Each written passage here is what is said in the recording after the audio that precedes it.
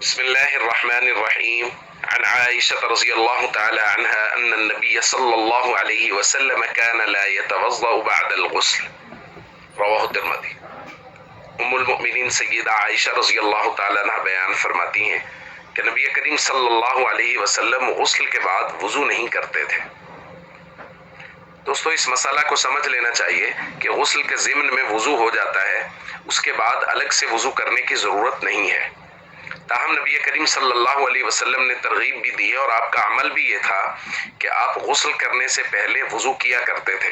کان النبی صلی اللہ علیہ وسلم اذا اغتسل من الجنابہ، حضور کا معمول یہ تھا کہ جب آپ غسل جنابت کرتے، غسل یدیہ، پہلے اپنے دونوں ہاتھوں کو دھوتے، ثم توضأ وضوءہ للصلاۃ، پھر نماز والا وضو کرتے، ثم اغتسل، اور پھر اس کے بعد غسل شروع کرتے۔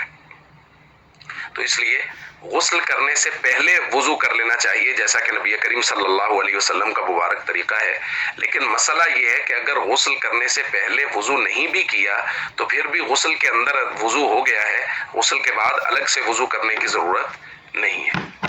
السلام علیکم ورحمۃ اللہ وبرکاتہ۔